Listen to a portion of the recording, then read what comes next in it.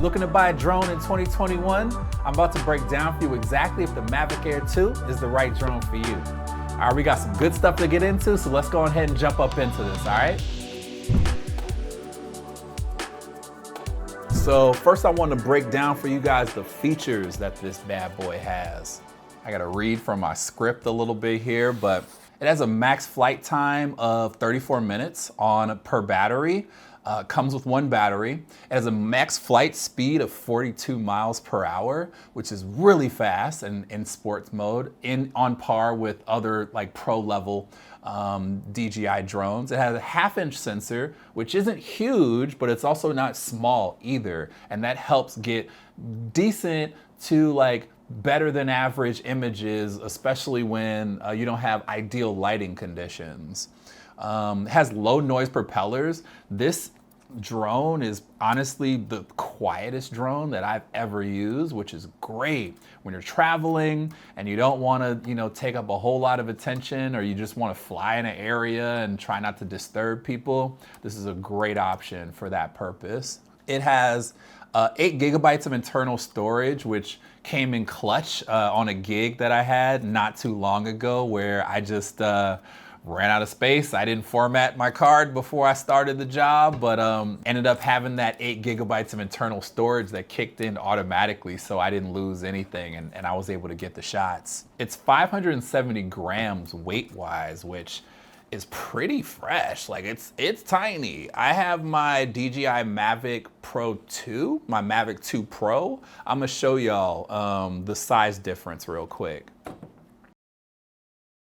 It has sensors on the front, the back, and the bottom, which just helps if you're maneuvering and you can't maybe see as clearly where the drone is at. If it's gonna run into something, it'll just automatically stop before it hits that object. Most of the time, it does not have sensors on the side. You have to upgrade the drone to a higher level if you want sensors around 360 around your drone.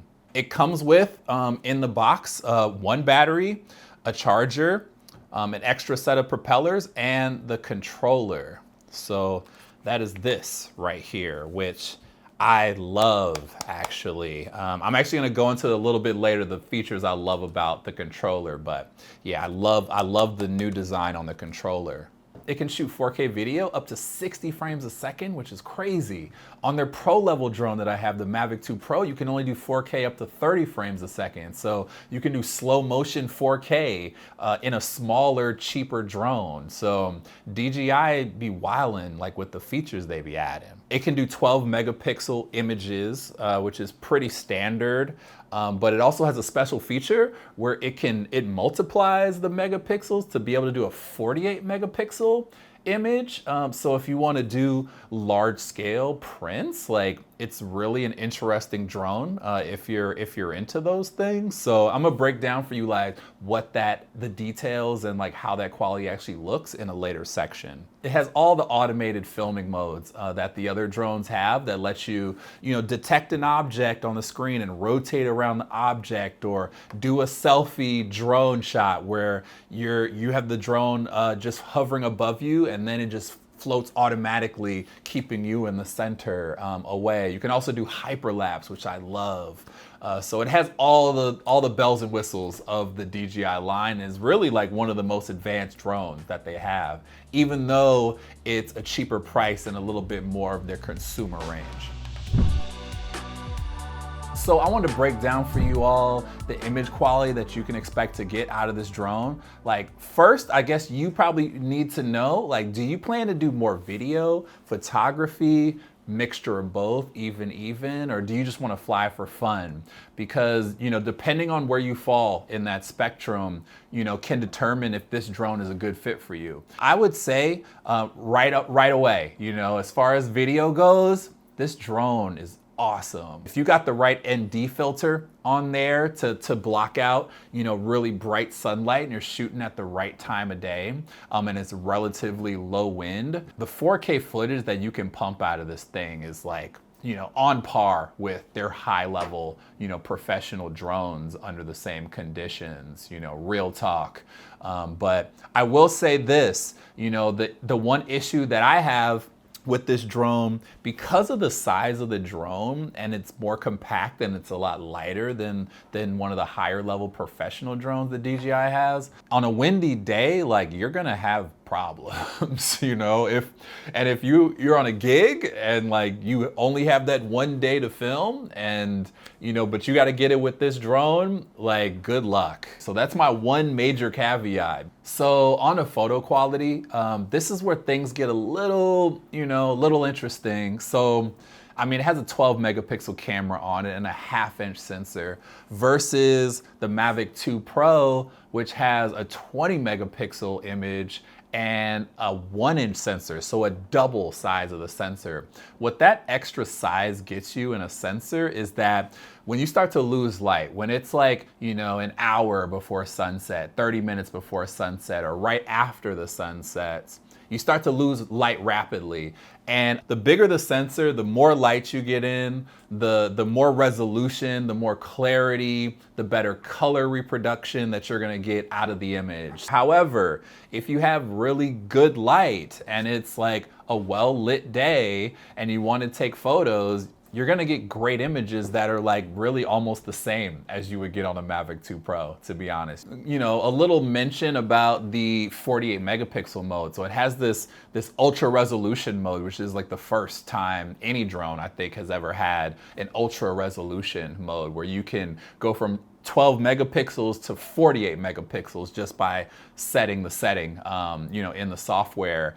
I would say the 48 megapixel mode, I'm pretty amazed with it. I think when you go into the high resolution mode, you actually lose a little bit of light and dynamic range. One difficulty that I have with the high resolution mode, and difficulty with the drone in general, is that it only has autofocus. There's no focus feature on it. So on the MAVIC 2 Pro, and the MAVIC Pro, you can just tap on the screen on what you want to focus on, and that's going to be sharp. And then the rest of the image, you know, whatever. If you plan on printing these out large scale, which is what I do sometimes, I run a business, babebrilliance.com, bringing the brilliance to your home or office with my aerial prints of Oakland and San Francisco. I print out large scale images, and I think the 48 megapixel feature is cool, but it's kind of a gimmick in my opinion. So take that with it what you want, and look at these image samples and make your own decision.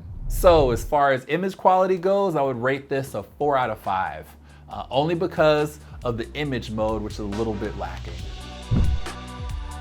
So people ask me all the time, JJ, what kind of drone should I buy? And honestly, the reason I recommend DJI drones to people 95% of the time, even though they're a little bit more expensive than more generic brands you can buy at like Costco or Amazon, they are so very easy to learn and use.